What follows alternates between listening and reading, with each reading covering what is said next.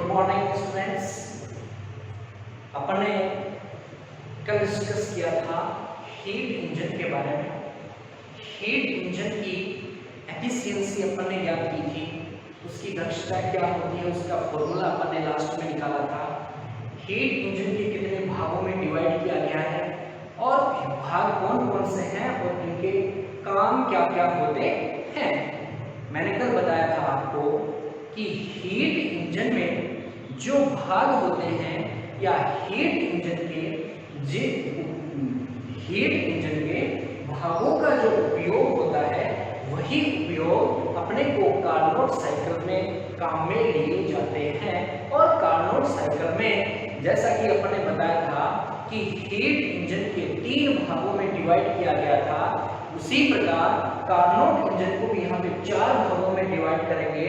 लेकिन heat engine के जो 3 भाग थे, जो वर्किंग थी तीनों भागों की, वह वर्किंग सेम टू सेम यहाँ पे अपने कार्नोट साइकिल में होगी। तो आज के इस टॉपिक में अपन स्टार्ट करते हैं कार्नोट साइकिल, कार्नोट चक्र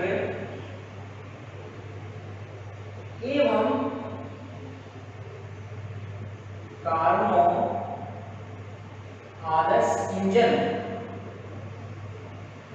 कार्नोट आदर्श इंजन, इसकी अपन इंग्लिश में बात करें Carnot cycle and Carnot ideal engine. Okay, Carnot चक्र एवं कार्नोट का आदर्श इंजन या कार्नोट आदर्श इंजन। स्टूडेंट्स, यह जो टॉपिक है वो आपके साइंस में पीछा नहीं छोड़ता है। ध्यान रखना इस चीज का कि यह कार्नोट इंजन से आपकी एमएससी राजस्थान यूनिवर्सिटी की एंट्रेंस एग्जाम में भी यहाँ से क्वेश्चन आपका पुट होता है और आईआईटी जेम से भी यहाँ पे क्वेश्चन पुट होता है। इसके अलावा नेट, जेईई, गेट आदि एग्जामों में यहाँ से न्यूमेरिकल्स पुट होते हैं, न्यूमेरिकल्स पूछे जाते हैं। इसके बारे में कुछ भी क्वेश्चन पुट हो सकता है, तो आपको यह ध्यान से देखना है, ध्यान से सुनना है। आज के अपन स्टार्ट कर रहे हैं कार्नोट चक्र। देखो स्टूडेंट्स, कोई भी साइंटिस्ट होता है, जिस चीज की वह खोज करता है, वो खोज करने के बाद में वह सोचता है कि मेरा नाम आगे तक चले, तो उसी पे अपने नाम पे ही वह अपने छाप छोड़ के जाता है। कि इसी प्रकार एक कार्नो, यहाँ पे एक कोई साइंटिस्ट था जिनका नाम था सादी कार्नो। क्या नाम था? सादी कार्नो, जिनका पूरा नाम था। सादी कार्नो ने 1824 ईस्वी में, सादी कार्नो ने 1824 ईस्वी में एक ऐसे इंजन की कल्पना की थी। क्या की थी? कि सादी कार्नो ने 1824 ईस्वी में एक ऐसे इंजन की कल्पना की थी कि ऊष्मा को उपयोगी कार्य में बदलने के पश्चात, क्या कि ऊष्मा को उपयोगी कार्य में बदलने के पश्चात शेष बची हुई अनुपयोगी ऊष्मा की हानि नहीं हो। ऐसा इंजन की उसने सोच करके सादी कार्नो ने एक इंजन की कल्पना की, जिसे कार्नो इंजन उसने नाम दिया था। तो आगे ये इसका बेसिक था। अपन स्टार्ट करते हैं। सबसे पहले आप बताना चाहते हैं कि कार्नो चक्र क्या होता है, कार्नो साइकिल किसे कहते हैं, कार्नो चक्रीय साइकिल किसे कहते हैं। ध्यान से सुनना, इसकी डेफिनेशन बहुत ही इजी है, सिंपल है। मैं जो कहूं उनको आपको कैच करना है, जिन शब्दों को अच्छे से एकाग्रता के साथ में आपको सुनना है।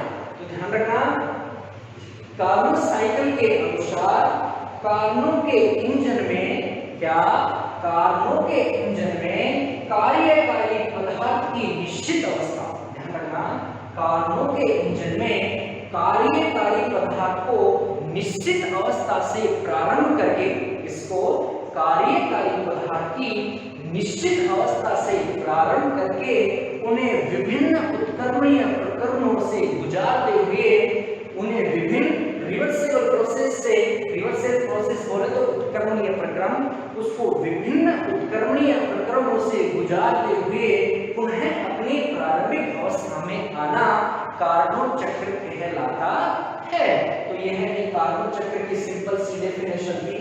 ध्यान से सुना, एक बार वापस मैं रिपीट करता हूं कि कार्नोट के अनुसार कार्यकारी पदार्थ की निश्चित अवस्था से प्रारंभ करके कार्यकारी पदार्थ की निश्चित अवस्था से प्रारंभ करके उन्हें विभिन्न उत्क्रमणीय प्रक्रमों से गुजारते हुए, या कह सकते हैं कि कार्यकारी पदार्थ की निश्चित अवस्था से प्रारंभ कर विभिन्न उत्क्रमणीय प्रक्रमों द्वारा गुजारते हुए पुनः अपनी प्रारंभिक स्थिति में आना क्या कहलाता है? कार्नोट चक्र कहलाता है। यह इसकी एक सिंपल सी डेफिनेशन थी। अगर आपको सिंपल से पूछे एग्जाम में कि कार्नोट चक्र किसे कहते हैं, तो आपको सिंपल सी डेफिनेशन देनी है। स्टूडेंट्स, सिर्फ कार्नोट चक्र की डेफिनेशन पूछता है तो सिर्फ आपको सिर्फ डेफिनेशन देनी है। आप कई स्टूडेंट्स क्या करते हैं कि कार्नोट चक्र का नाम सुनते ही पूरा का पूरा डेरिवेशन छाप आते हैं और उससे कोई सेंस नहीं निकलता है, कोई मतलब नहीं निकलता है, उससे सिर्फ आपका टाइम वेस्टेज होता है। अगर पूछता है कि कार्नोट चक्र का वर्णन कीजिए और इसमें कार्नोट चक्र के वर्णन कीजिए, तब आपको जाकर के पूरा का पूरा प्रोसेस इसमें लिखना है, पूरा का पूरा प्रोसेस आपको इसमें करना है।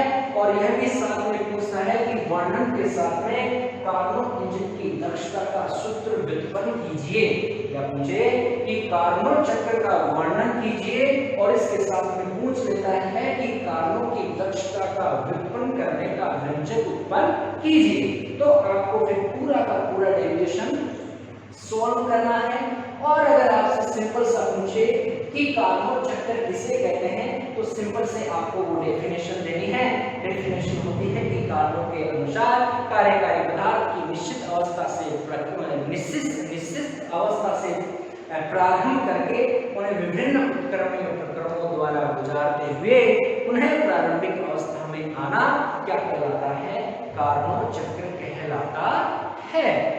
अपन नेक्स्ट बात करते हैं आप कार्नोट की आदर्श इंजन। ठीक है, कार्नोट आदर्श इंजन के बारे में। कार्नोट इंजन या कार्नोट का आदर्श इंजन, इससे पहले इंजन को इसके स्टार्ट करने से पहले अपन इसका डायग्राम देखते हैं। डायग्राम भी बिल्कुल छोटा सा है, सिंपल सा है, इजी सा है, आप लोग उसको आसानी से बना सकते हैं। स्टूडेंट्स कंफ्यूज नहीं होना। तो देखते हैं, अपन बनाते हैं इसका डायग्राम, यहां बना लेते हैं।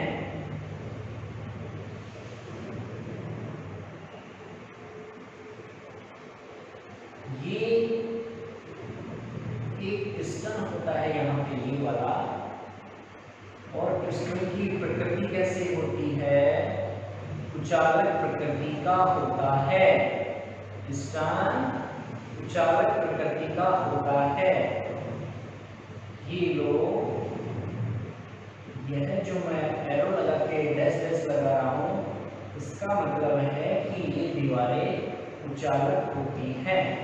और ये होता है पिस्टन, इसको हम नाम दे रहे हैं पिस्टन, जो कि क्या होता है? कुचालक होता है। और यह इसमें बीच में कार्यकारी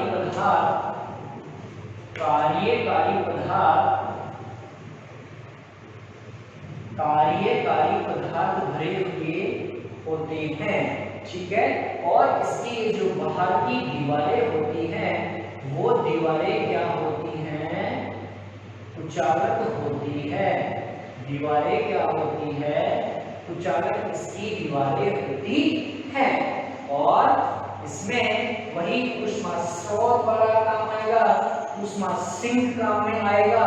तो हम बनाते हैं इसमें जो ऊष्मा स्रोत किस तरीके से बनता है? यह ऊष्मा स्रोत, जिसको अपन ने क्या नाम दिया था? T1K नाम दिया था मैंने, उच्च ताप T1K, इसमें होता है ऊष्मा स्रोत, और इसका जो तल होता है, इसका तल क्या होता है, इसका तल होता है सुचालक,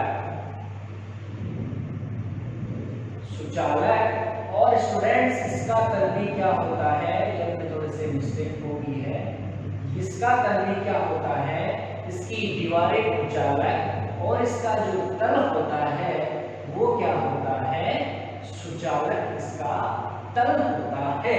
ठीक है, इसकी दीवारें भी क्या होती है, कुचालक होती है।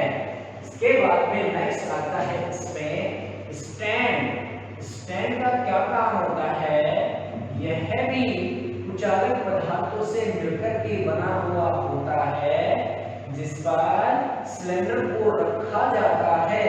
ये एक एक चीजें हैं, मैं आपको यहाँ पे बताई जाएगी, इसके विस्तार से बताऊंगा, तो ध्यान से सुनना है आप लोगों को। ये होता है स्टैंड, और स्टैंड भी कैसा होता है, कुचालक पदार्थ का मिलकर के बना हुआ होता है। कुचालक स्टैंड, कुचालक स्टैंड, और ऊष्मा स्रोत के साथ साथ इसमें क्या होना आवश्यक होता है, ऊष्मा सिंक का होना भी अत्यंत आवश्यक होता है। तो ऊष्मा स्रोत होगी, वहां पे ऊष्मा सिंक भी होगी। तो ये हो गया T2 के निम्न ताप के ऊपर होती है ऊष्मा सिंक। ओके, इसकी सतह भी, इसका जो तल होता है वो तल क्या होता है, सुचालक ही इसका तल होता है। यह कार्नोट इंजन का यह एक सिंपल सा डायग्राम होता है। इसमें क्या होता है कि पिस्टन युक्त एक एफओ का सिलेंडर होता है, और जो आपको दिख रहा है कि ऊपर वाला पिस्टन है जो कि कुचालक पदार्थ से मिलकर के बनाया जाता है, और कुचालक पदार्थ से मिलकर के बना हुआ ही इसमें काम में लिया जाता है। कार्यकारी पदार्थ वही चीज आएगी इसमें भी। आपको याद होगा कि कार्यकारी पदार्थ के रूप में अपन ने हीट इंजन में क्या लिया था, वही चीज अपन यहाँ पे लेंगे। फिर आता है ऊष्मा स्रोत, जिसका तल सुचालक लिया जाता है, और एक स्टैंड होता है जो कि मैं बता चुका हूँ, वो भी पूर्णतः क्या होता है, कुचालक होता है, और ऊष्मा सिंक का तल भी सुचालक होता है। और अपन अब बात करते हैं इन एक की कि कैसे क्या काम में लिए जाते हैं। तो वही चीज है मैं बताना चाहूंगा आप लोगों को। सबसे पहले इसमें काम में आता है ऊष्मा स्रोत। क्या काम में आता है स्टूडेंट्स, ऊष्मा स्रोत। ऊष्मा स्रोत को बोलते हैं हीट सोर्स, और ऊष्मा स्रोत की जो वर्किंग होती है वही वर्किंग हीट इंजन वाली सेम होती है। मैं एक बार वापस से आपको बता देता हूं कि ऊष्मा स्रोत होता है यह उच्च ताप, या अपन कह सकते हैं कि यह एक ऊष्मा भंडारण होता है। यह एक ऊष्मा भंडारण होता है, और जिसका ताप क्या रखा जाता है, उच्च रखा जाता है। यह एक ऊष्मा भंडारण होता है, यह एक ऊष्मा भंडारण होता है, और जिसका ताप क्या रखा जाता है, उच्च ताप रखा जाता है, और जिसका उच्च ताप रखा जाता है। फर्स्ट चीज।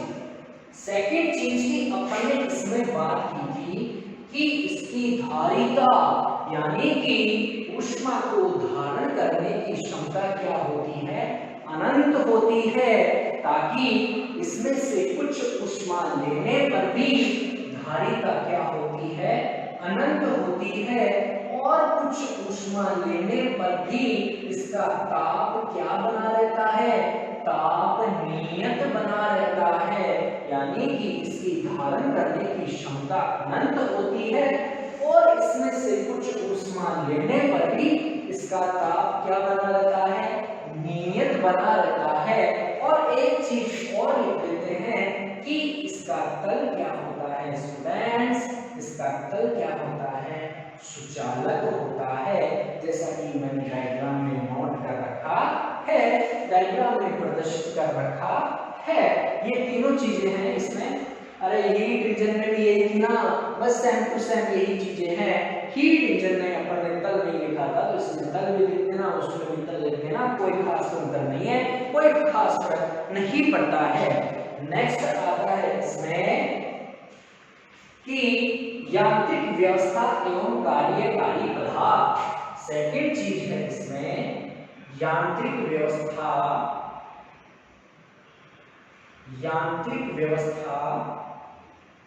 एवं कार्यकारी पदार्थ।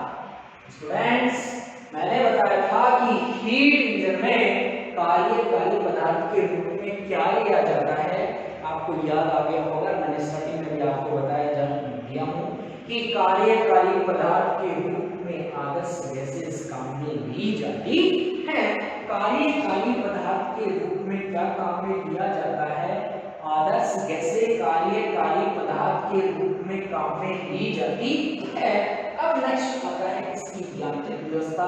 अरे यांत्रिक व्यवस्था भी वैसे ही है जिस प्रकार से अपन ने हीट इंजन में सेट की थी यांत्रिक व्यवस्था, उसी प्रकार से यहाँ पे कार्बन इंजन में इसकी यांत्रिक व्यवस्था होती है।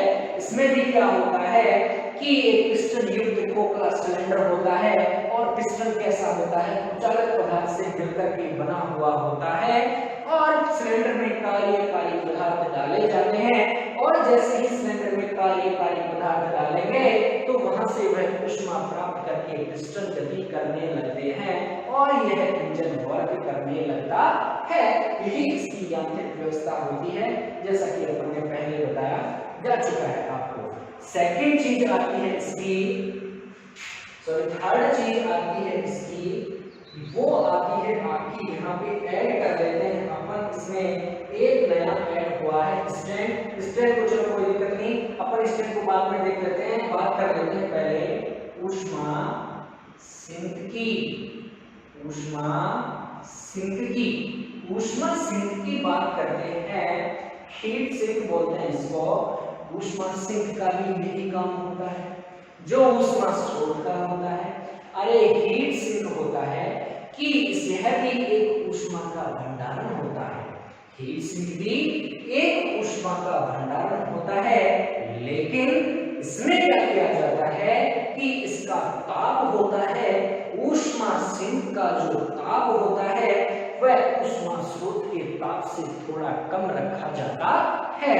और इसकी भी नेक्स्ट है बात इसकी कि इसकी जो ऊष्माधारिता होती है, इसकी भी ऊष्माधारिता होती है, ऊष्मा को धारण करने की जो कैपेसिटी होती है वो कैपेसिटी भी इसकी क्या होती है, अनंत होती है।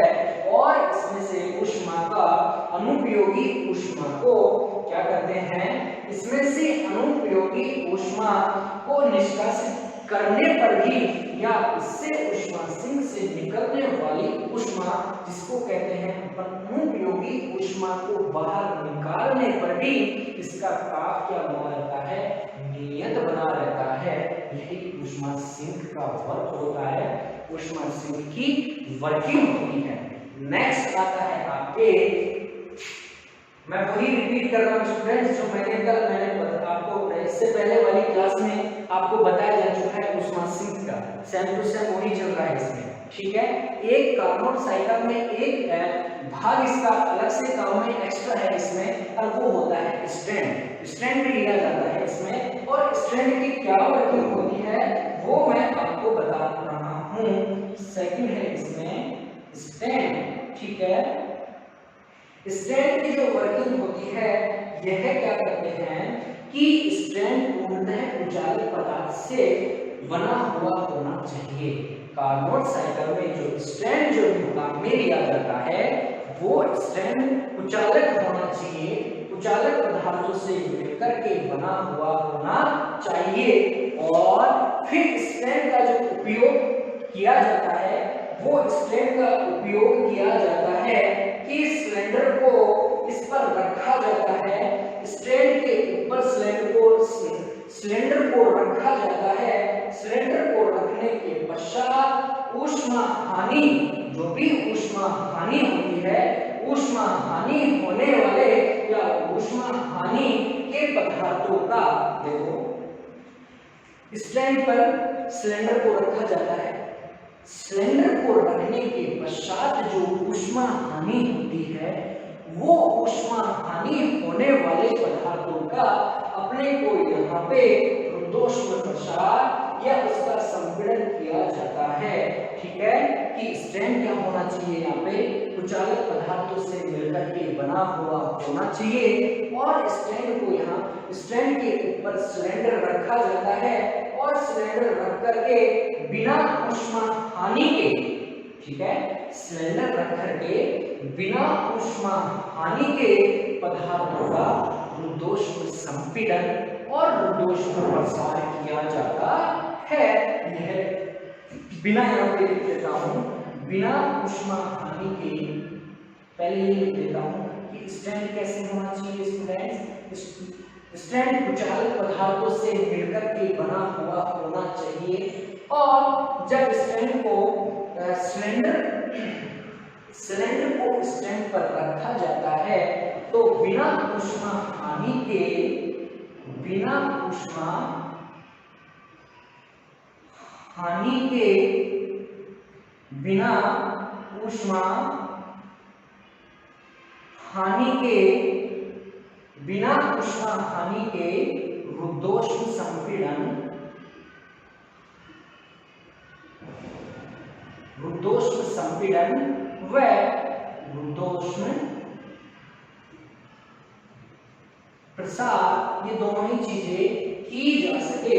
ध्यान रखना कि बिना ऊष्मा हानि के अपन इससे रुद्धोष्म प्रसार और रुद्धोष्म संपीड़न किया जा सकता है। यह स्टैंड का इसमें काम में लिया जाता है। आप जो आगे अभी सिंपल से इसकी वर्किंग थी, इसके पार्टों के बारे में, इसके भागों के बारे में, क्यों कौन कौन से इसके भाग होते हैं, इनको बारे में, क्या क्या इनकी वर्किंग होती है, क्या क्या काम आते हैं और ये क्या क्या काम कर सकते हैं, किसका कितना टेम्परेचर होता है, किसका कितना टेम्परेचर कम होता है, ज्यादा होता है, ये सभी हमने डिस्कस किया है। अगर जो आगे वाला इसका जो मैथमेटिकल पार्ट आता है वो भी बहुत इंपॉर्टेंट है, तो वो इसको स्टार्ट करते हैं, उसको अपन तो देखते हैं। अब इसकी कार्नो इंजन की क्रियाविधि, ठीक है, कार्नो इंजन की क्रियाविधि, देखो इसकी अपन देखते हैं। आप कार्यविधि यहां पर डाल देता हूं,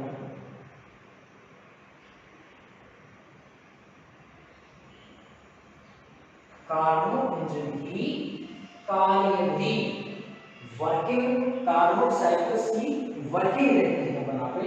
देखो ये वर्क कराने के लिए इसको 4 भागों में डिवाइड किया गया है।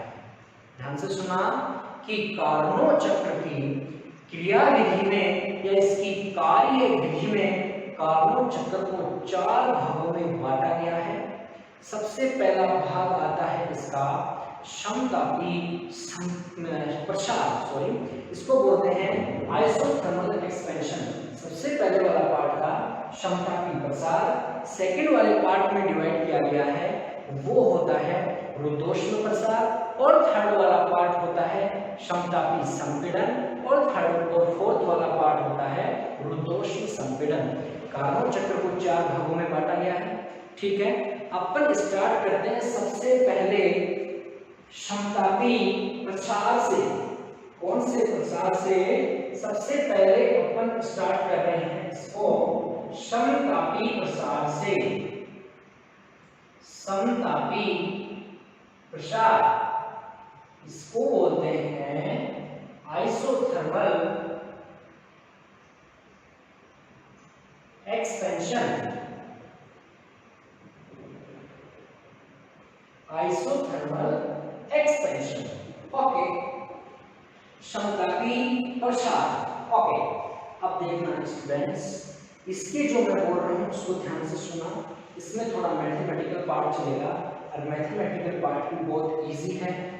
ठीक है, तो देखते हैं समतापी प्रसार में सबसे पहले क्या किया जाता है। देखो, समतापी प्रसार में सर्वप्रथम सिलेंडर को ऊष्मा स्रोत पे रखा जाता है।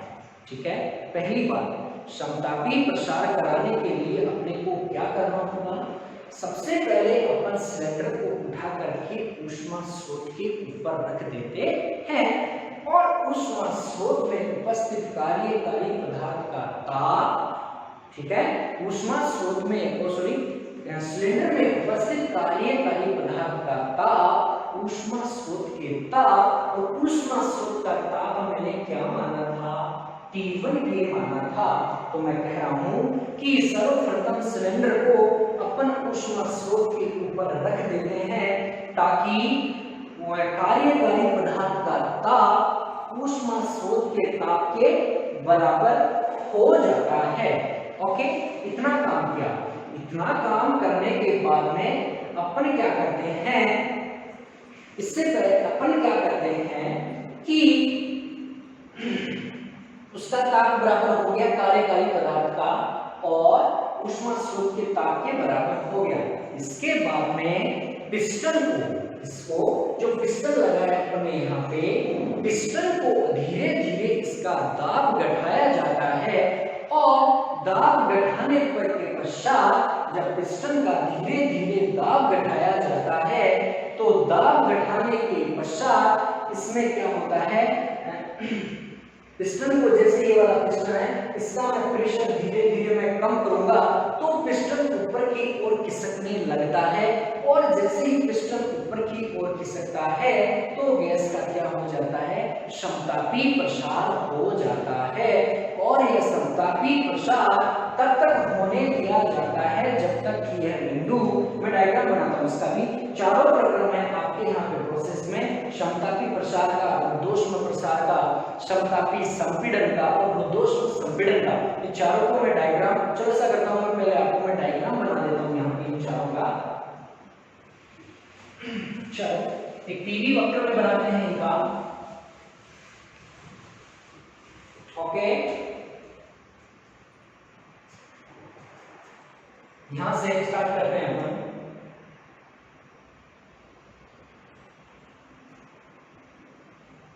ये लो, ये यहाँ पे प्रेशर है और इधर क्या है, ये वॉल्यूम है, तो इसको पीवी वक्र बोलते हैं। ठीक है, यहां से ये बिंदु है, मैंने ए माना, ये बी है, ये मैंने सी माना और ये वाला बिंदु मैंने डी माना, यहाँ मान लेता हूँ डी बिंदु और इसको मैं यहाँ पे सी मान लेता हूँ, इसको मैं नोट कर देता हूँ, इसको इससे मिला देता हूँ, सॉरी, ये लो, ये ओके, ये ए बिंदु मैंने माना है यहाँ पे, ये बी बिंदु माना है, ये सी बिंदु होता है और ये डी बिंदु होता है। ठीक है, यहाँ से मैं इसका सीधा स्टेटमेंट डैश डैश मिला करके मैं बना देता हूँ, तो मैं इसको स्मॉल ए से रिप्रेजेंट कर सकता हूँ। ठीक है, इसको मैं स्मॉल डी से रिप्रेजेंट कर देता हूँ। ओके, इसको मैं स्मॉल बी से रिप्रेजेंट कर देता हूँ। ओके, और इसको अपन लास्ट में स्मॉल सी से रिप्रेजेंट कर सकते हैं। बिंदु ए पर ध्यान रखना, बिंदु ए पर प्रेशर पीए और वॉल्यूम वीए होता है, बिंदु बी पर प्रेशर पीबी और वॉल्यूम वीबी होता है और बिंदु सी पर प्रेशर पीसी और वॉल्यूम वीसी से प्रदर्शित करते हैं और बिंदु डी पर प्रेशर पीडी और वॉल्यूम वीडी से प्रदर्शित करते हैं। अब अपने को इस पे नोट ये चीज और करना है कि समतापी प्रसार किस बिंदु के बीच में होता है, रुद्धोष्म प्रसार किन दो बिंदुओं के बीच में होता है, समतापी संपीड़न किन बिंदुओं के बीच में होता है और रुद्धोष्म संपीड़न किन बिंदुओं के बीच में होता है। तो स्टूडेंट्स, यहां से ए बिंदु से बी बिंदु के बीच में अपन नोट करते हैं समतापी संपीड़न। क्या? समतापी संपीड़न। और बी बिंदु से सी बिंदु के बीच में होता है रुद्धोष्ण संपीड़न। क्या होता है? रुद्धोष्ण संपीड़न। और डी बिंदु से लेकर के सी बिंदु के बीच में होता है समतापी प्रसार। सॉरी अपने थोड़ा मिस्टेक कर दिया, बोलना नहीं, समतापी प्रसार ये होता है रुद्धोष्ण प्रसार। और डी से बी बिंदु के बीच में हो जाता है समतापी संपीड़न। और ए बिंदु से डी बिंदु के बीच में होता है रुद्धोष्ण संपीड़न। ओके, बहुत सा इजी सा है, आप लोग देख पा रहे हैं कि बहुत सिंपल सा डायग्राम है। ये इसको पीवी वक्र बोलते हैं। पीवी वक्र में अपन इन चारों भागों को अपन में डिनोट करते हैं प्रेशर और वॉल्यूम के मध्य रख करके। ओके, अब देखते हैं अपन पहला मैंने टॉपिक बताया था कि पहला मैं आइसोथर्मल एक्सपेंशन कर रहा था, समतापी प्रसार अपन जहां पे कर रहे थे उसके बाद, ठीक है। तो समतापी प्रसार के मैंने आपको बताया जा चुका है कि समतापी प्रसार करने के लिए सर्वप्रथम सिलेंडर को ऊष्मा स्रोत के ऊपर रखा जाता है।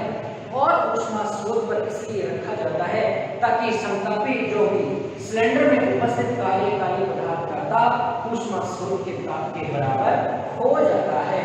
और सेकंड वाला अपन ने काम किया था कि पिस्टन का दाब घटा करके इसको धीरे धीरे ऊपर की ओर खिसकने दिया जाता है, इससे गैस का प्रसार होता है। और वो प्रसार कौन सा होता है? समतापी प्रसार होता है। और यह समतापी प्रसार बिंदु ए से लेकर के बी तक पहुंच जाता है। और यह तब तक करते रहते हैं जब तक कि यह प्रसार ए से लेकर के बी बिंदु तक पहुंच जाए। और हम कहते हैं कि ए से बिंदु पर प्रेशर पीए होता है और वॉल्यूम वीए होता है। और बी बिंदु पर प्रेशर पीबी और वॉल्यूम क्या होता है? पीबी होता है। तो मैंने कहा कि बिंदु ए से लेकर के बी बिंदु तक पहुंचने के लिए किया गया कार्य जब W1 हो तो, ठीक है, बिंदु ए से लेकर के बी तक पहुंचने के लिए किया गया कार्य जब W1 हो। और कार्य को फॉर्मूला होता है ए बिंदु से लेकर के बी बिंदु तक पहुंचने के लिए किया गया कार्य ए से लेकर के बी तक यह होता है P विधि से अपन इसको प्रदर्शित करते हैं, डिनोट करते हैं। ओके, अब हम जानते हैं कि P यहाँ पे प्रेशर होता है। और हम यह भी जानते हैं कि आदर्श गैस की अवस्था समीकरण से PV क्या होता था? nRT होता था। और एक मोल आदर्श गैस के लिए n बराबर 1 कर देते तो PV क्या हो जाता था? RT हो जाता था। अब यहाँ पे मैं समतापी प्रसार के लिए टेम्परेचर को यहाँ से मैं T1 से रिप्रेजेंट कर रहा हूँ। तो ये एक आदर्श गैस की अवस्था समीकरण से PV क्या हो गया? RT1 हो गया। अब यहाँ से वैल्यू निकालनी है अपने को P की वैल्यू यहाँ से निकाल करके इक्वेशन नंबर इसमें इसको मैं नाम देता हूँ इक्वेशन नंबर फर्स्ट में यहाँ पे पुट कर देनी है। तो P की वैल्यू P को अपन लिख सकते हैं RT1/V। यहाँ से जो वैल्यू है P की वैल्यू उठा करके इक्वेशन नंबर फर्स्ट में पुट करते हैं। तो किया गया कार्य W1 इंटीग्रेशन A से लेकर के B तक P की जगह मैं पुट कर रहा हूँ RT1/V और dV as it is। अब यहाँ पे RT1 होते हैं वो कांस्टेंट होते हैं, इनको मैं बाहर ले लेते हैं तो ये हो जाता है RT1 इंटीग्रेशन A से लेकर के B तक 1/V क्या हो गया? dV। अब आप सिंपल साइज का इंटीग्रेशन करना आपको पता ही होगा, बेसिक पार्ट फर्स्ट ईयर में भी बहुत से इंटीग्रेशन किए होंगे, मैथ्स में भी किए होंगे और थर्ड सेकंड ईयर में भी आपने इंटीग्रेशन करने पड़ेंगे। आगे भी मैथ्स में बहुत से अलग से बुक चल रही आप लोग होंगे, बहुत से आपने इंटीग्रेशन किए होंगे ऐसे लेकर के बी तक का। यहाँ से मैं करता हूँ, आपने सुना होगा कि 1/x का dx क्या होता है? log x होता है। और ये यही होता है ना कि 1/x dx क्या होता है? log x होता है। तो इंटीग्रेशन कर रहे हैं इसका, तो बस ये चीज है कि 1/v मैं इसको लिख सकता हूँ कि RT1 इसका इंटीग्रेशन कर रहे हैं log e की पावर v, और इसमें दे रखा है कहां से कहां तक, a से लेकर के b तक का मेरे पास इसमें दे रखा है कि कहां से कहां तक वर्क कर रहे हैं, a से लेकर के b तक। इसको भी सॉल्व करना आप आसानी से सॉल्व कर सकते हो। तो RT1 इक्वल्स टू ये हो जाएगा log e की power vv minus log e की पावर v, राइट। अब फॉर्मूला आप लोग जानते होंगे कि log a minus log v equals to होता है log a अपॉन v होता है ना। बस यही फॉर्मूला यहाँ पे अपन यूज करते हैं, तो ये हो जाता है कि W1 equals to RT1 log v minus का va हो जाता है की फॉर्म में। यह होती है अपनी इक्वेशन नंबर 2। देखो स्टूडेंट्स, यहाँ पे log की बेस में e है, इसको tan की फॉर्म में बनाने के लिए आप सभी को पता है कि 2.30 से मल्टीप्लाई करेंगे तो ये e की बेस में एक्सपोनेंशियल हट करके यहाँ से ये tan की फॉर्म में इसको लिखा जा सकता है। तो यहाँ से अपन ऐसा भी लिख सकते हैं कि W1 equals to 2.303 RT1 log e की बेस को हटा करके tan Vp अपॉन Va लिखा जा सकता है। इस इक्वेशन को मैं नाम देता हूँ 2a। यह मैंने कोई दिक्कत नहीं है, चाहे से आप लोग यहाँ पे भी लिख सकते हो या अपन इसको लास्ट में भी प्रदर्शित कर सकते हैं। लास्ट में भी जाकर के अपन इसको ऐसा लिख सकते हैं, जैसा आपकी इच्छा हो वैसा आप लोग कर सकते हो। तो भी आपके पास ऑप्शन है, चाहे यहाँ पे कन्वर्ट कर दो या फिर आगे जाकर के आप लोग कन्वर्ट कर सकते हो। ओके, यह था अपना समतापी प्रसार में किया गया कार्य है। सेकंड जो काम में ली जाती है वो अपना काम में लिया जाता है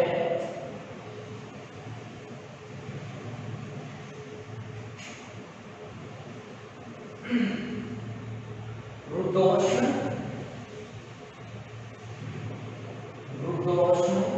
प्रसार।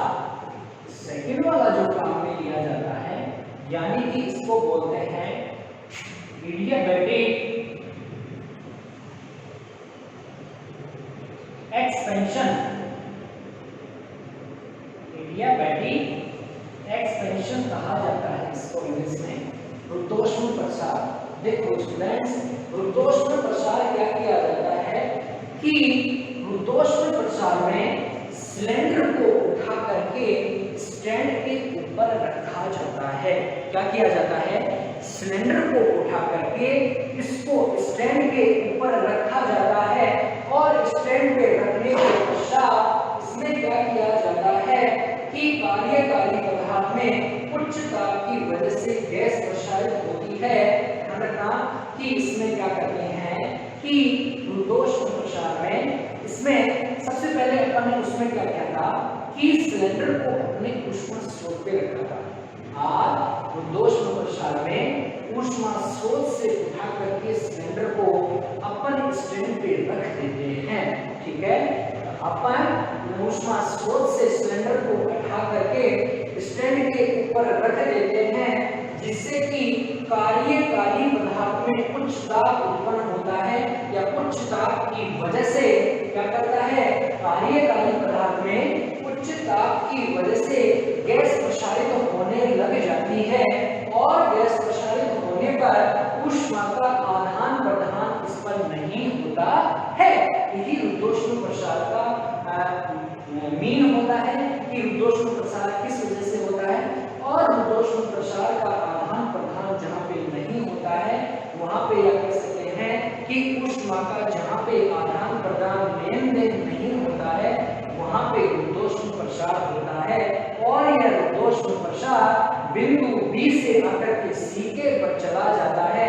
और आप लोगों को सभी को पता है कि B बिंदु पर प्रेशर KB और V बिंदु पर वॉल्यूम VV है और C बिंदु पर प्रेशर C और V बिंदु पर वॉल्यूम क्या है सी बिंदु पर वॉल्यूम क्या है, सी होता है। तो ध्यान रखना कि रुद्धोष्म प्रसार में क्या वर्किंग होगी कि बिंदु बी से लेकर के सी तक में किया गया कार्य है तो मैं यहाँ पे W2 से रिप्रेजेंट करता हूँ और W2 से रिप्रेजेंट करने के बाद में जो B से C के मध्य किया गया कार्य कहाँ से B से लेकर के C के मध्य किया गया कार्य होगा PdV। ध्यान रखना स्टूडेंट्स, इस वर्क का फॉर्मूला लास्ट तक यही चलेगा, ठीक है। इस वर्क का W होता है PdV। तो यहाँ से ये जो फॉर्मूला है वो लास्ट तक यही लेंगे अपन। रुद्धोष्म प्रसार में भी यही फॉर्मूला काम में लेते हैं वर्क के लिए, समतापी प्रसार में भी यही लिया है, समतापी संपीड़न में भी यही लेंगे और रुद्धोष्म संपीड़न में भी यही फॉर्मूला काम में लेते हैं। ओके, आगे देखते हैं अपन इसमें कि हम जानते हैं कि जब रुद्धोष्म प्रसार हो रहा है तो रुद्धोष्म की अवस्था समीकरण से या फिर अपन कह सकते हैं कि रुद्धोष्म प्रसार में अवस्था समीकरण से रुद्धोष्म प्रक्रम में अवस्था समीकरण होती है स्टूडेंट्स PV की पावर न्यू इक्वल्स टू क्या होती है, K होती है। यहाँ पे जो न्यू होता है वो रुद्धोष्म अनुपात को या रुद्धोष्म अवस्था अनुपात को रिप्रेजेंट करता है और यह न्यू होता है वह दो विशिष्ट ऊष्माओं का अनुपात होता है। ध्यान रखना, ये जो न्यू होता है दो विशिष्ट ऊष्माओं का अनुपात का होता है, यानी कि Cp/Cv का अनुपात विशिष्ट ऊष्माओं का अनुपात क्या होता है, रुद्धोष्म प्रसार गुणांक भी बोला जाता है इसको। न्यू इक्वल्स टू होता है रुद्धोष्म प्रसार गुणांक दो विशिष्ट ऊष्माओं का अनुपात होता है। तो गामा इक्वल्स टू क्या होता है, Cp/Cv। तो PV की पावर न्यू इक्वल्स टू होता है K। अपने को वैल्यू किसकी निकालनी है, P की वैल्यू निकालनी है। तो यहाँ से P की वैल्यू निकालने के लिए P को एज इट इज यहाँ पे रख लेते हैं और इस K के नीचे इस V को अपन भेज देते हैं। तो ये हो गया V की पावर न्यू। अपन इसको इस प्रकार से भी लिख सकते हैं क्या कि इस V की पावर न्यू को अगर मैं ऊपर ले जाता हूँ, ऊपर का मतलब K के पास में ले जाता हूँ, तो इसको मैं ऐसे भी लिख सकता हूँ क्या कि K V की पावर माइनस का न्यू, इसको ऐसे भी लिख सकते हैं। तो यहाँ से P की वैल्यू यहाँ से अपन उठा करके कहाँ पे रखते हैं, W2 वाले फॉर्म में रखते हैं। इसको मैं दे देते हैं अपन equation number 3। Okay, equation number 3 से यहाँ से मैं फ्रॉम बाय इक्वेशन नंबर 3 या समीकरण 3 से वैल्यू है अपनी W2 इक्वल्स टू कहाँ से कहाँ तक है, B से लेकर के C तक है और P की जगह मेरे को क्या करना है, K V की पावर माइनस का न्यू और dV एज इट इज। ये यहाँ पे कांस्टेंट राशि है, इसको बाहर ले लेता हूँ तो W इक्वल्स टू आता है K इंटीग्रेशन B से लेकर के C V की पावर माइनस का न्यू dV। अब अपने को इसका इंटीग्रेशन करना है, जो तुम लोग सभी इजीली कर सकते हो।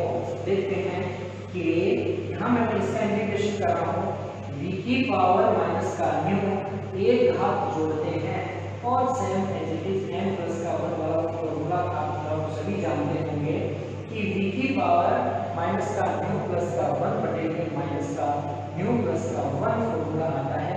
कहाँ से कहाँ तक के होगा इसका, B से लेकर के C तक इसका इंटीग्रेशन को यूज करनी है।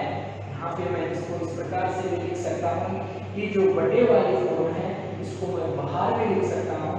तो मैंने इसको लिखा K अपॉन माइनस का न्यू प्लस का 1, इसको मैं लिख सकता हूँ V की पावर माइनस का न्यू प्लस का 1। इसको इस प्रकार से भी लिख सकते हो आप लोग कि माइनस को उधर लिख सकते हो, प्लस को लिख सकते हो, यानी कि 1 माइनस का न्यू भी आप लोग लिख सकते हो। प्लस वाली संख्या को पहले भी आप लिख सकते हो, न्यू को बाद में भी लिख सकते हो। ओके, अब इसका मैं यूज करता हूँ, तो k अपॉन माइनस का न्यू प्लस का 1, राइट।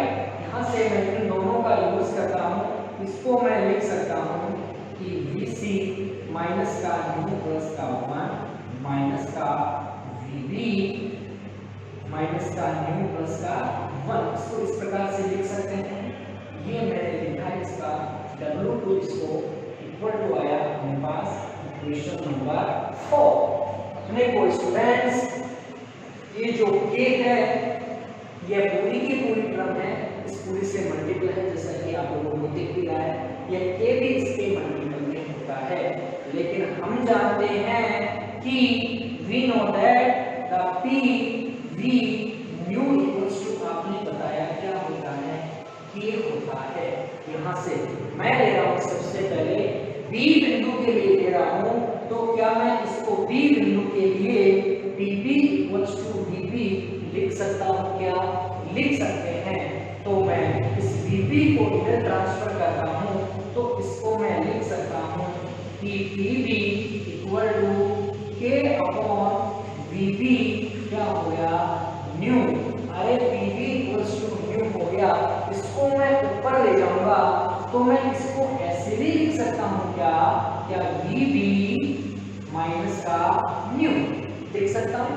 ओके, कुछ नहीं किया, k के नीचे मैंने इसको भेजा है और इसको वापस ऊपर भेज दिया है, सेम एज इट इज मैंने ऐसे ही किया है vb वाली फॉर्म में। इस इक्वेशन को दोनों तरफ both side multiply by pv, दोनों तरफ vb से गुणा करने पर इस वाली इक्वेशन को मैं दोनों तरफ vb से मल्टीप्लाई करूंगा, तो देखना कि pb vb, ओके, मल्टीप्लाई किया मैंने vb, अब यहाँ पे देखना k vb माइनस का न्यू डॉट ये हो गया vb। अरे vb के ऊपर कुछ नहीं है, अपन क्या मानते होती है, इसके ऊपर घात 1 होती है। अब vb माइनस का न्यू डॉट vb1, क्या मैं इसको इस प्रकार से लिख सकता हूँ, क्या कि pb vb,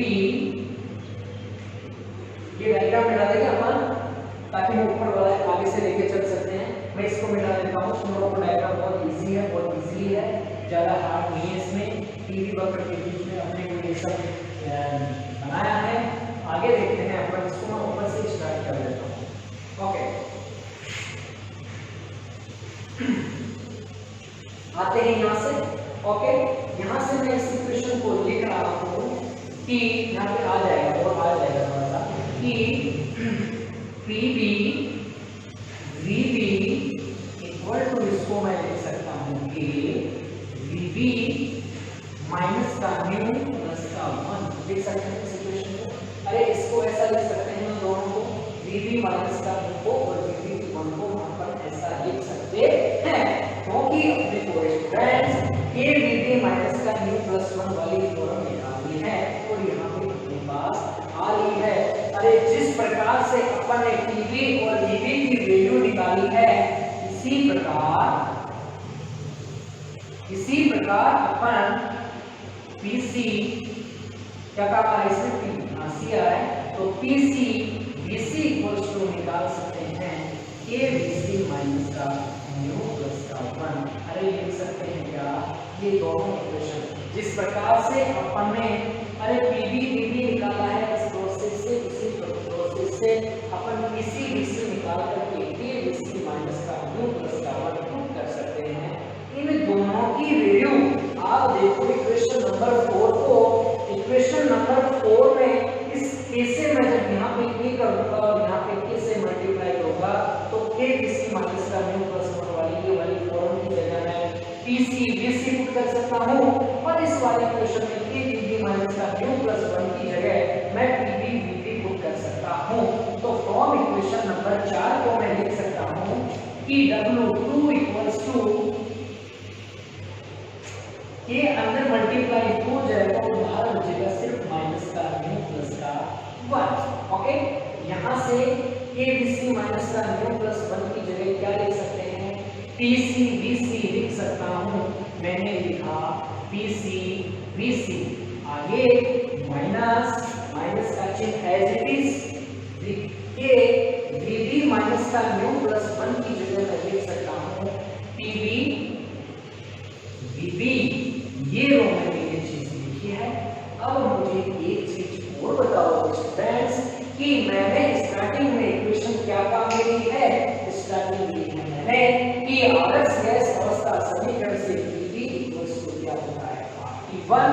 तो क्या मैं इसको भी लिख सकता हूँ क्या स्टूडेंट्स कि PV VB इक्वल्स टू मैं लिख सकता हूँ इसको RT1 और PC VC को मैं रिप्रेजेंट कर सकता हूँ RT2 की फॉर्म में। इसी प्रकार मैं इन दोनों इक्वेशनों को PV VB को RT1 और PC VC को RT2 के रूप में लिख सकता हूँ। इन दोनों इक्वेशनों की वैल्यू यहाँ पे पुट करते हैं तो W2 इक्वल्स टू आता है 1/8 माइनस का न्यू प्लस का 1 equal to R T2 minus का R T1। आप लोग सभी को दिख रहा होगा कि यहाँ से R दोनों में से कॉमन आ रहा है तो W2 इक्वल्स टू मैं लिख सकता हूँ R अपॉन माइनस का न्यू प्लस का 1 लिख सकता हूँ मैं यहाँ पे T2 माइनस का T1। यह मैंने लास्ट में निकाला यहाँ पे इक्वेशन नंबर 5 दिया है। ओके, इक्वेशन नंबर 5 यहाँ तक के हमको W2 निकालना पड़ेगा। देखो स्टूडेंट्स ये दोनों प्रोसेस हैं, आपको अच्छे से समझ में आ गया होगा तो हमें इसकी जो समतापी प्रसार सेम एज इट इज जो आगे आएगा ना समतापी संपीड़न, समतापी संपीड़न सेम एज इट इज ऐसा का ऐसा आएगा। सिर्फ यहाँ पे बिंदु चेंजेस होंगे, कहाँ से कहाँ तक हमको इसमें पहुंचने में वर्क करना पड़ेगा। सिर्फ इसमें बिंदु चेंजेस हैं, इसका भी सेम टू सेम ऐसा का ऐसा प्रोसेस होगा। फोर्थ वाले पार्ट का उद्घोषण संपीड़न का same to same as it is calculation होगी, चेंजेस होगा तो सिर्फ यहाँ से और यहाँ पे चेंजेस होगा और पूरा का पूरा सेम होगा एज इट इज होगा। ठीक है, नेक्स्ट अपन स्टार्ट करते हैं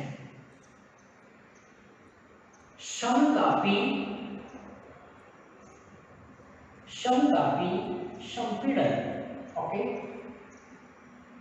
समतापी संपीड़न इसको बोलते हैं आइसोथर्मल कंप्रेशन। ठीक है, आइसोथर्मल कंप्रेशन इसको बोला जाता है। अब देखते हैं समतापी संपीड़न। देखो स्टूडेंट्स, समतापी संपीड़न में क्या होता है कि सिलेंडर को उठा करके सिंक पे रख देते हैं। इसमें क्या करते हैं कि सिलेंडर को उठा करके सिंक पे रख देते हैं और फिर पिस्टन को क्या करते हैं और पिस्टन को धीरे धीरे दबा करके इसको संकुचित किया जाता है। क्या करते हैं समतापी संपीड़न में इसको क्या करते हैं कि समतापी संपीड़न को में सिलेंडर को उठा करके सिंक पर रख देते हैं और फिर पिस्टन को दबा करके इसमें धीरे धीरे इसका क्या करते हैं संकुचित कर देते हैं। इसको इकट्ठा कर दिया जाता है और इकट्ठा करने पर इसका जो समतापी संपीड़न हो जाता है और यह तब तक किया जाता है। मैंने यहाँ पे वक्र थोड़ा मिटा दिया है, उस वक्र से आप इजीली समझ सकते थे कि समतापी संपीड़न तब तक होने दिया जाता है जब तक कि वह बिंदु C से D पर पहुंच जाता है, तब तक इसका समतापी संपीड़न किया जाता है। और बिंदु C से D तक पहुंचने के लिए किया गया कार्य अगर W3 हो, ठीक है, अगर किया गया कार्य अगर W3 हो तो वही फॉर्मूला आता है कहां से कहां तक की वर्क कर रहे हैं बिंदु C से D तक पहुंचने में किया गया कार्य होगा तो वह कार्य क्या होगा PdV होगा। बस वही फॉर्मूला काम में लेना है। अरे समतापी आते ही अपने को ये वाला फॉर्मूला आ जाना चाहिए कि मैं P इक्वल्स लिख सकते हैं अपन RT2 अपॉन V से विभाजित करेंगे, क्योंकि वहां पे भी अपन ने T1 ले लिया तो यहाँ पे क्या ले लेते हैं, समतापी संपीड़न में T2 से विभाजित कर देते हैं टेम्परेचर को। ओके, यहाँ से P की वैल्यू यहाँ पे पुट करता हूँ, W3 equals to integration C से लेकर के D तक RT2 same to same as it is वो का वो प्रोसेस चलेगा स्टूडेंट्स। RT2 को मैंने बाहर लिया और C से लेकर के D तक इंटीग्रेशन 1 अपॉन D dV बचा, इसका इंटीग्रेशन करते हैं इक्वल टू आता है RT2 ये हो गया log e की पावर v में log v से C से लेकर के D, इसको भी अपन सॉल्व कर लेते हैं as it is easily log e की power vd minus log e की पावर vc, इसको log a minus log v से फॉर्मूले से इसको भी लिख सकते हैं अपन कि RT2 log e की पावर vd अपॉन क्या हो जाएगा, vc हो जाएगा। इसको मैंने कहा इक्वेशन नंबर 6, इसको भी अपन e की पावर v में हटा करके 10 की फॉर्म में लिख सकते हैं, तो W3 इक्वल्स टू हो जाएगा 2.303 RT2 log 10 की फॉर्म में vd अपॉन vc लिख सकते हैं। इसको मैंने कहा 6a वाली इक्वेशन। यहाँ तक किसी को कोई दिक्कत? ठीक है, मेरा कोडिंग नहीं होनी चाहिए। जैसा कि स्टार्टिंग में अपन ने क्या था कि समतापी प्रसार, वैसे एज इट इज यहाँ पे समतापी संपीड़न चलेगा। सिर्फ वर्क की जो बिंदु होती है, कहाँ से कब तक के कार्य कर रहा है, वो अपन ने सिर्फ यहाँ पे चेंज किया है, और बाकी की कैलकुलेशन पूरा का mathematical part as it is किया है, जैसा कि अपन ने क्या किया था, समतापी प्रसार का किया था। अब नेक्स्ट पॉइंट आता है आपका फोर्थ वाला टॉपिक आता है रुद्धोष्म संपीड़न या रुद्धोष्म, इसको संकुचन भी कहा जाता है। देखो इसका थर्ड वाला हो गया, अपन करते हैं अब इसके फोर्थ वाले पार्ट की। अभी तो स्टूडेंट्स इसके फोर्थ वाला पार्ट को बचा है। फोर्थ वाला पार्ट करने के बाद में अपन इस W जो टोटल वर्ग है W1, W2, W3 और एक चौथे वाले पार्ट का W4 और आएगा। W वाले 4 और इन तीनों को कैलकुलेट करके इसका टोटल वर्ग निकालेंगे। अरे टोटल वर्ग निकालेंगे तभी तो इसकी अपन एफिशिएंसी निकाल पाएंगे कि दक्षता इसकी कितनी होती है, कार्य करने का अपने को कितना आउटपुट देता है, कितनी ऊष्मा देने पर अपने को ये कितना कार्य प्रदान करता है। ठीक है, तो अपन तो ज्यादा लंबा लेंथ नहीं है लेकिन बहुत इजी है। ठीक है, इतना लेंथ नहीं है लेकिन इजी है। तो अपन इसके लास्ट वाला प्रोसेस और बाकी है इसका, और वो आता है रुद्धोष्म संपीड़न या संकुचन। रुद्धोष्म संपीड़न या संकुचन। स्टूडेंट्स रुद्धोष्म संपीड़न या संकुचन में क्या किया जाता है कि सिलेंडर को इस पे स्टैंड के ऊपर रखा जाता है। सबसे पहली बात कि ध्यान रखना रुद्धोष्म में क्या करेंगे, सिलेंडर को उठा करके स्टैंड पे रखते हैं। रुद्धोष्म प्रसार में सिलेंडर को उठा करके स्टैंड पे रखा था, और रुद्धोष्म संपीड़न में भी अपन सिलेंडर को वहां से उठा करके वापस स्टैंड के ऊपर रखा जाता है, और ताकि जो बाहर के वातावरण से यह इंसुलेटेड नहीं हो, यह बाहर के वातावरण के संपर्क में ना आए, इस वजह से इसको उठा करके वापस से स्टैंड पे रख दिया जाता है और इसका रुद्धोष्म संकुचन कर दिया जाता है। स्टैंड पर रखने के पश्चात इसका रुद्धोष्म संकुचन होता है, और जैसे ही रुद्धोष्म संकुचन होगा या रुद्धोष्म संपीड़न होगा, वह संपीड़न तब तक किया जाता है जब तक कि वह बिंदु D से लेकर के वापस अपनी प्रारंभिक अवस्था A में पहुंच नहीं जाता है। तो यहाँ से ध्यान रखना कि रुद्धोष्म संपीड़न कहां से कहां तक, बिंदु D से लेकर के प्रारंभिक अवस्था A तक जहां तक पहुंच नहीं जाता है, तब तक के अपन इसका संपीड़न या संकुचन किए जाते हैं। और संकुचन या संपीड़न तभी होगा जब गैस का अपन दाब नीचे से कम कर दे, प्रेशर होता है पिस्टन का वो कम कर दे, तो ये जाएंगे। आगे चलता है अपने यहाँ पे, तो रुद्धोष्म संपीड़न बिंदु डी से लेकर के ए बिंदु के मध्य में इसका संपीड़न होगा। तो मैं कहूं कि बिंदु डी से लेकर के ए तक जाने में या किया गया कार्य क्या होगा, इस कार्य को मैं W4 से रिप्रेजेंट करता हूं और वह W4 होगा हमारा डी से लेकर के ए बिंदु तक किया गया वर्क को मैं वापस डेफिनेशन यही होगी, क्या होगी, पीडीवी होगी। और अपन जानते हैं कि रुद्धोष्म अवस्था समीकरण से पीवी इक्वल्स टू, इसको मैं नाम देता हूं क्वेश्चन नंबर 7। हम जानते हैं कि रुद्धोष्म अवस्था से पीवी की पावर न्यू इक्वल्स टू क्या होता है स्टूडेंट्स, के होता है। जैसा अपन ने ऐसा same bio as it is जैसा प्रोसेस यहाँ पे कर रहे स्टूडेंट्स, वैसा का वैसा प्रोसेस अपन यहाँ पे भी करेंगे। तो देखना, ये मैं लिख सकता हूँ इसको P equals to K upon V की पावर न्यू लिख सकता हूँ। ऊपर जाएगा इसको मैं डायरेक्ट यहाँ पे लिख सकता हूँ V की पावर माइनस का न्यू लिख सकता हूँ। अब हम जानते हैं कि P की वैल्यू हमने को ज्ञात है, तो यहाँ से उठा करके इक्वेशन नंबर 7 में पुट कर देते हैं। तो इक्वेशन नंबर 7 में पुट करने पर वर्क होगा अपना B से लेकर के A तक का के V की पावर माइनस का न्यू और dV। आप लोग इसका भी से इंटीग्रेशन कर सकते हो जैसा कि हमने यहाँ पे किया। ओके,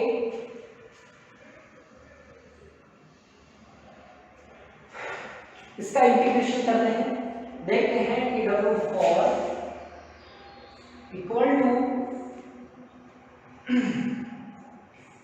K को हमने बाहर ले लिया है और इसका इंटीग्रेशन V माइनस का न्यू प्लस का 1 अपॉन माइनस का न्यू प्लस का 1 बिंदु कहां से कहां तक है, D से लेकर के E तक होता है।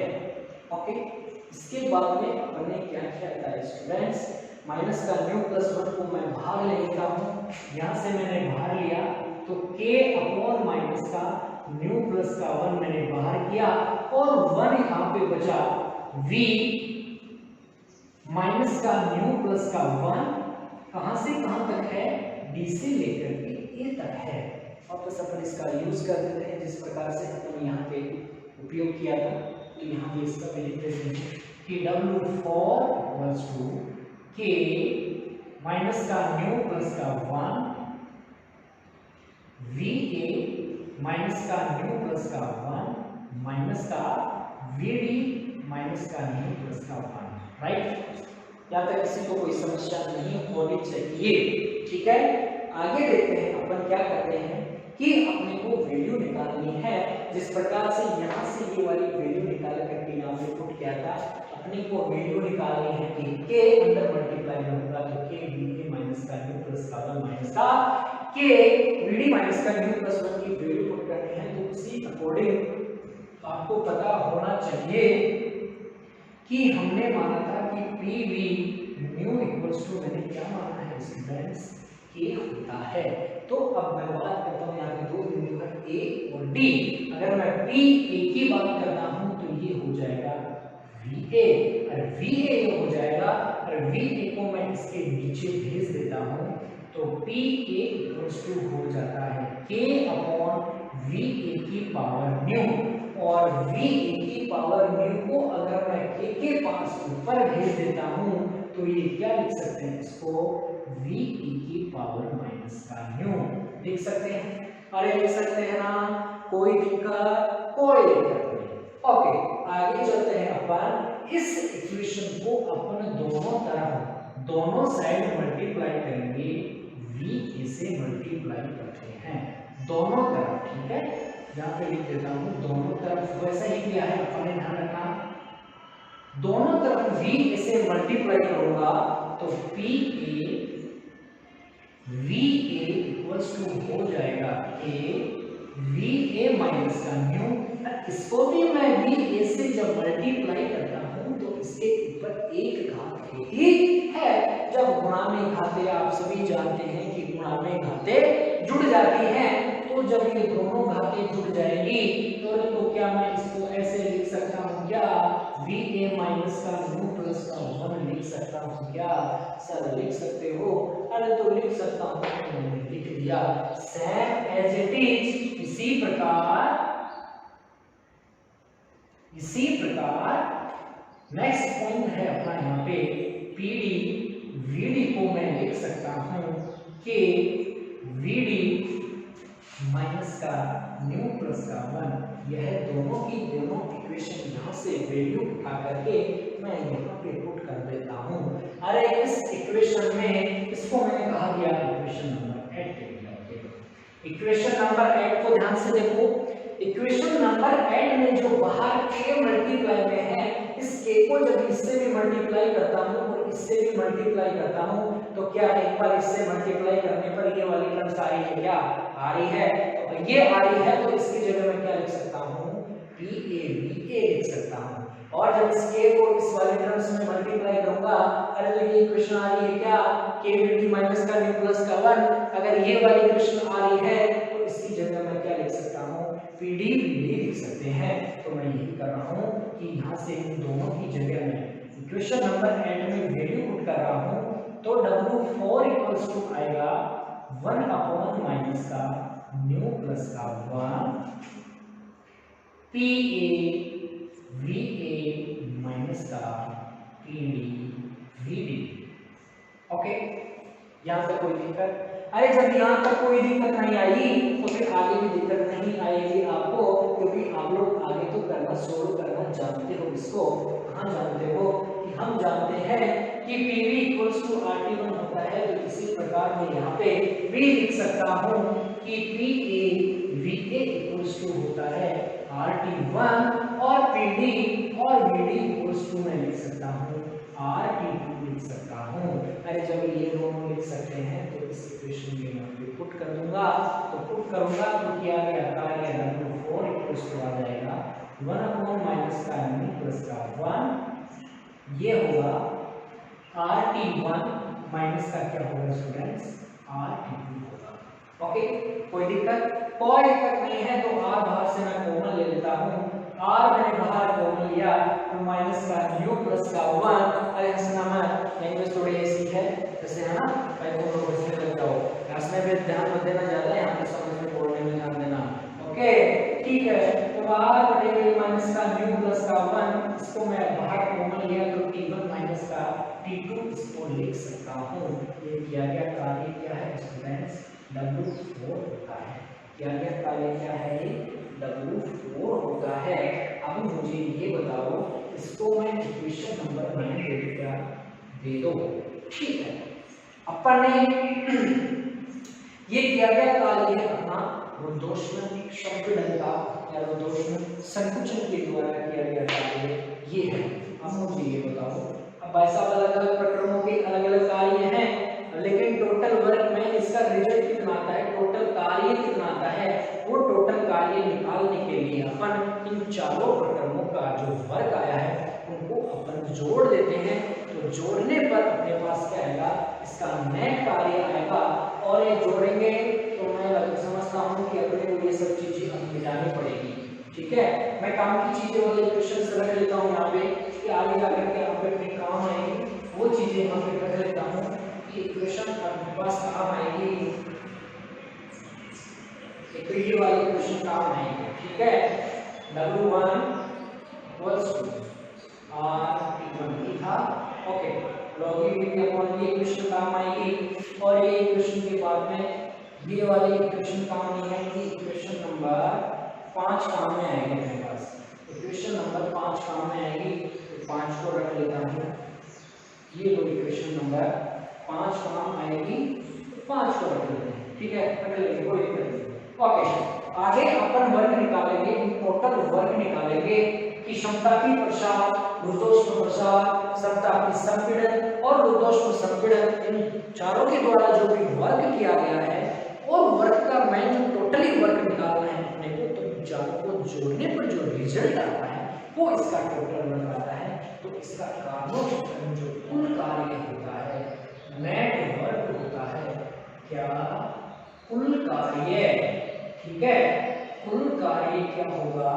W इक्वल्स टू होगा W1 plus W2 plus W3 plus W4 होगा।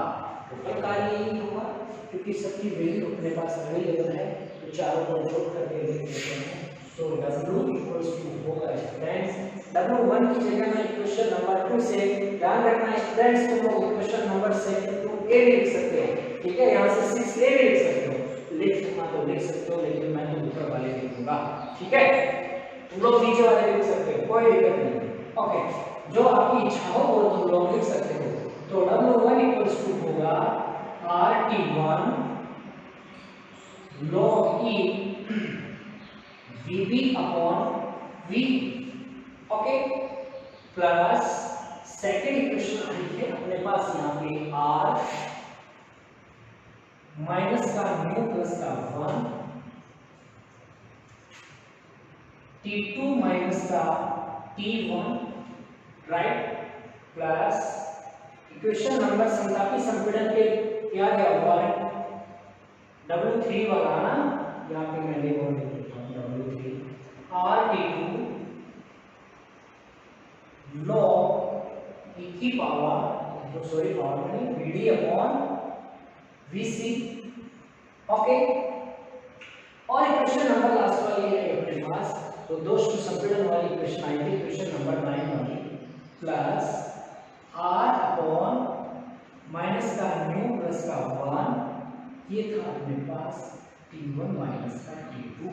यहाँ तक किसी को कोई दिक्कत, मेरे हिसाब से किसी को कोई दिक्कत नहीं होनी चाहिए, ओके। अब क्या करते हैं इसमें ध्यान रखना, जो करने में जो करने की चीज है वो अब है, इसमें करना क्या है अपने को कि मुझे ये बताओ तुम लोग, क्या ये T2 माइनस का T1 है, ठीक है, और यहाँ पे क्या है T1 माइनस का T2 है, ओके। क्या मैं इसको T1 माइनस का T2 बनाने के लिए बाहर माइनस लूंगा मैं, तो माइनस से मल्टीप्लाई करूंगा इसको, तो क्या मेरे पास T1 माइनस का T2 बन जाएगा, क्या बन जाएगा। तो ध्यान रखना W equals to RT1 log E VB upon VA। अब मैं इसको T1 माइनस का T2 बना रहा हूं, ध्यान रखना इस T1 को इधर ले रहा हूं और T2 को इधर लेके जा रहा हूं, इसको इधर ला रहा हूं और इसको इधर लेके जा रहा हूं, तो यहाँ पे हो जाएगा माइनस R माइनस का न्यू प्लस का 1, ये हो जाएगा T1 माइनस का T2, ओके। नेक्स्ट टर्म से अपनी as it is RT2 log E की power VD upon VC। Next term है अपनी as it is plus R upon minus का न्यू प्लस का 1, स्टूडेंट्स T1 माइनस का T2 होगा। अरे मुझे ये बताओ, यह इक्वेशन प्लस में है और यह इक्वेशन माइनस में है और यह इक्वेशन प्लस में है, क्या दोनों कैंसिल हो जाएगी, क्या सेम टू सेम है, हो जाएगी। तो अपन ने इन दोनों को कैंसिल आउट कर दिया है, तो क्या बचा W इक्वल्स टू बचा RT1 log E VB upon VA plus RT2 log E VD upon VC। अब मुझे यहाँ पे एक चेंजेस और करना है स्टूडेंट्स, वो क्या करना है कि इधर देखो, यहाँ से VB अपॉन VA है, ठीक है, क्या इसको मैं VC अपॉन VD के रूप में भी लिख सकता हूँ, क्या लिख सकता हूँ। जब इसको लिख सकता हूँ तो VC ऊपर जाएगा, VD नीचे आ जाएगा, तो ये तरफ हो जाएगा, माइनस में हो जाएगा। तो RT1 log VB upon VA minus RT2 log E की पावर मैं लिख सकता हूँ VC अपॉन VD लिख सकता हूँ, क्या लिख सकता हूँ, यह है अपना टोटल वर्क था। यहाँ से इसको मैंने इक्वेशन नंबर मान दिया था 10। अभी तक स्टूडेंट्स अपने पास टोटल वर्क नहीं निकला है, अपने को पास अभी तो चक्कर करना है हमारे कि अगर VB बराबर VA है और VC बराबर VD है, अगर ये दोनों की दोनों अगर मैं मानूं यहाँ पे VC अपॉन VD की जगह भी मैं VB अपॉन VA लिख दूं, या फिर VB अपॉन VA की जगह भी हमारे पास यदि अगर VC अपॉन VD आ जाए तो अपना टोटल वर्क का जो कैलकुलेशन है वो बड़ी इजी हो जाए। ठीक है, तो इसको इजी बनाने के लिए कानून ने क्या किया था कि भाई साहब जो बिंदु इसने दो बिंदु नोट किए थे वो दोनों बिंदु थे, एक बिंदु था सॉरी दो एक प्रसार के जो बिंदु थे B और C जिसको उसने रोशनी प्रसार पीवी आरेख में डायग्राम में देखना, आप लोग डायग्राम बना लिया होगा आपने पहले, तो डायग्राम में आप लोग देखना कि पीवी वक्र में जहां पे बिंदु B और C बिंदु स्थित है यानी कि कौन से प्रसार में स्थित है वो स्टूडेंट्स वो प्रसार में है अपने रोशनी प्रसार में पीवी आरेख में बिंदु B और C स्थित है। तो पीवी वक्र में ध्यान रखना इसकी वैल्यू में और निकालनी पड़ेगी, इसका और सोल्यूशन निकालना पड़ेगा। तो ध्यान रखना इसमें कि पीवी वक्र में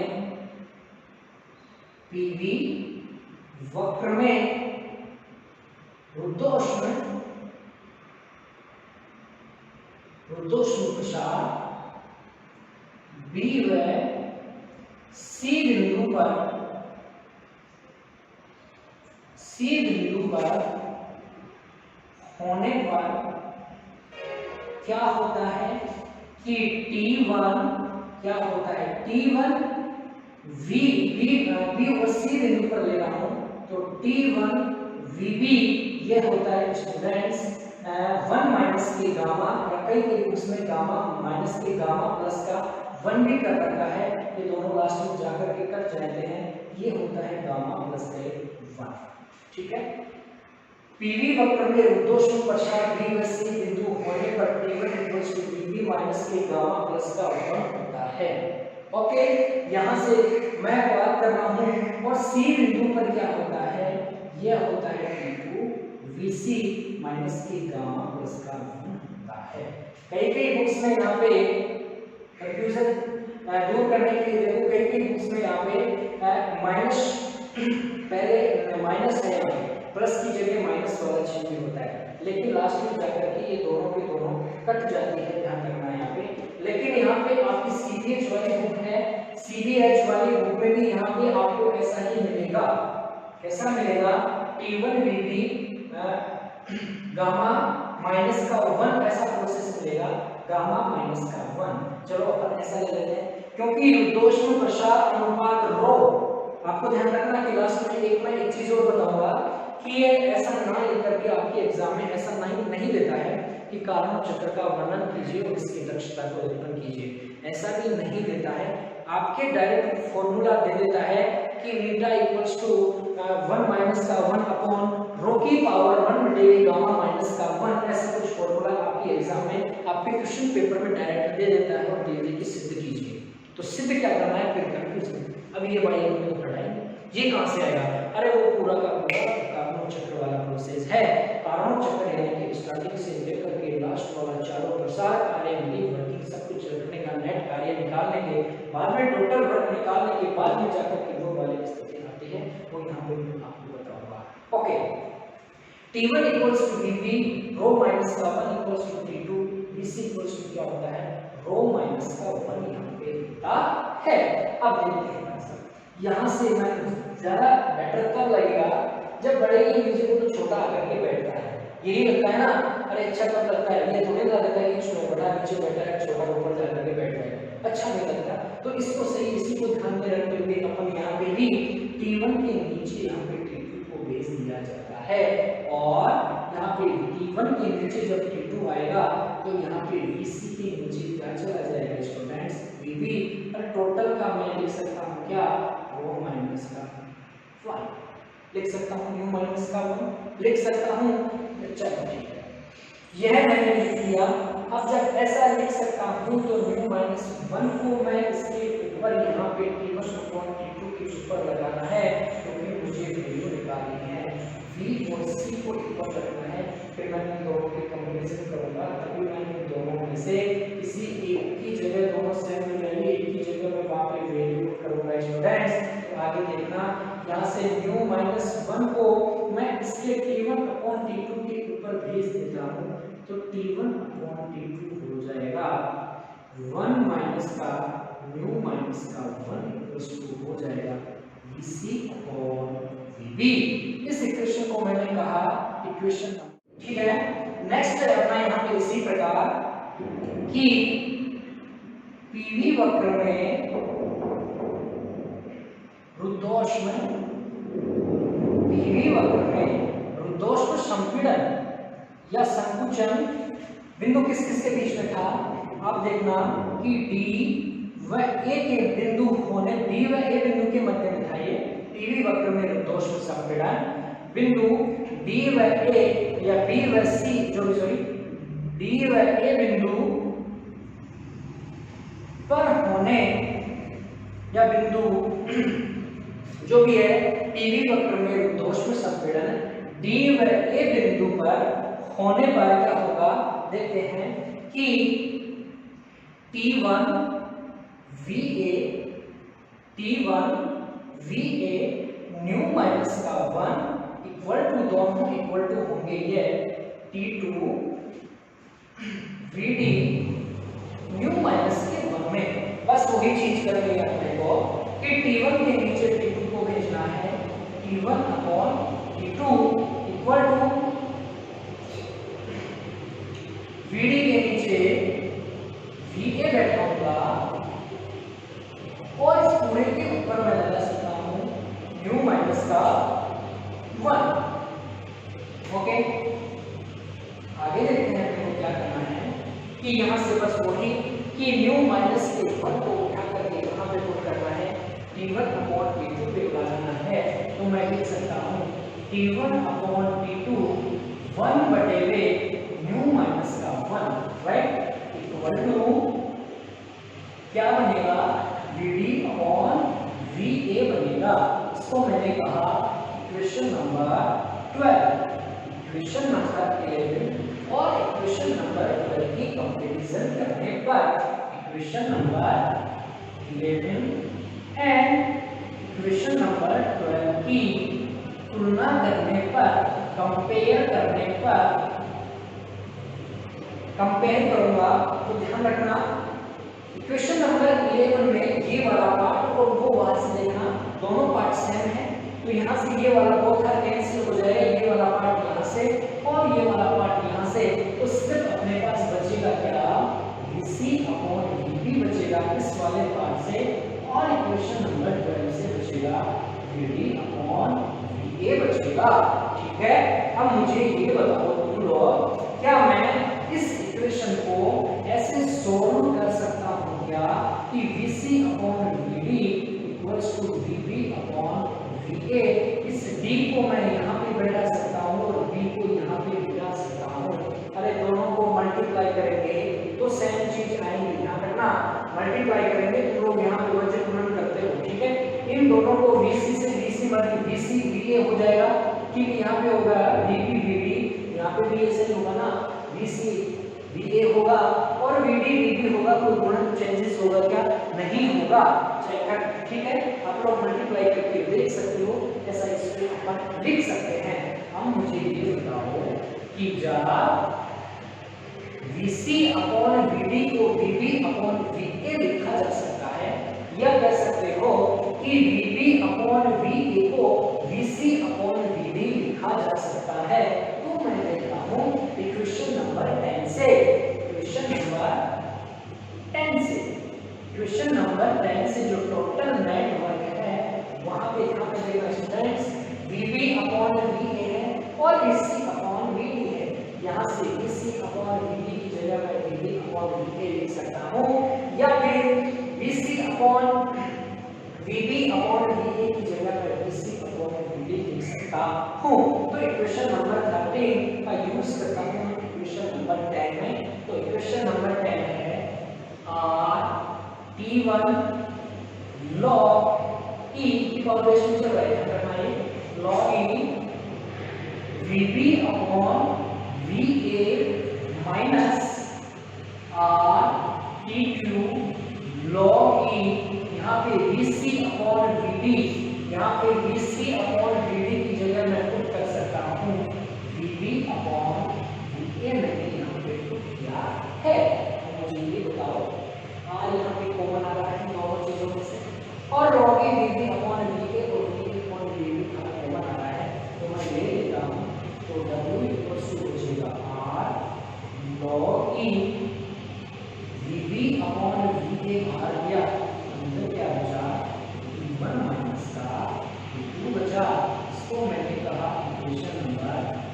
T।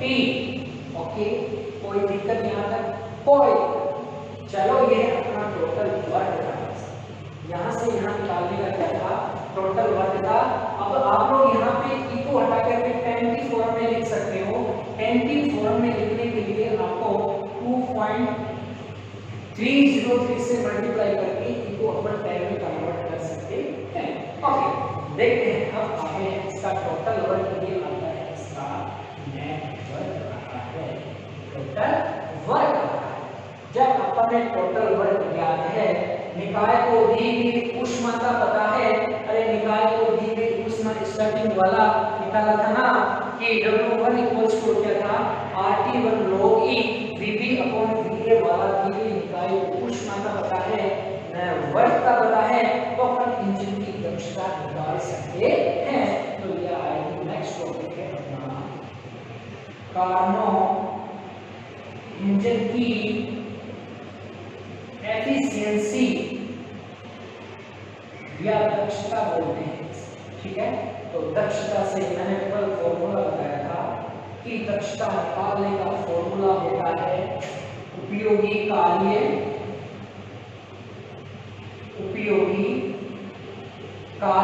बटे वे ग्रहण की गई ऊष्मा या निकाय से ली गई ऊष्मा या ग्रहण की गई ऊष्मा और उपयोगी कार्य W बटे Q है। दक्षता निकाय प्लस उपयोगी कार्य है हमारे पास यहाँ पे R log E VP upon नीचे ध्यान रखने VP upon VA T1 minus का T2 अपॉन जो ऊष्मा ली गई थी अपन ने निकाय से, वो ऊष्मा की RT1 log E VB upon VA अपन ने ऊष्मा निकाल के द्वारा ली गई थी। जब यहाँ से ध्यान R से R करता है, इससे ये चीज करती है। अपने पास फाइनली क्या बच रहा है? T1 माइनस का T2 अपॉन क्या बच रहा है? T1 बच रहा है। तो निकाय इक्वल्स टू होगी, अलग-अलग मैं T1 का इसमें डिवाइडेड कर देता हूं, तो 1 माइनस का T2 अपॉन क्या बचेगी? T1 बचेगी। और यही कार्नो इंजन की दक्षता निकाली जाती है या दक्षता निकालने का फॉर्मूला होता है। तो कार्नो इंजन की दक्षता वेरी इंपॉर्टेंट स्टूडेंट्स, ये फॉर्मूला बहुत इंपॉर्टेंट है। इससे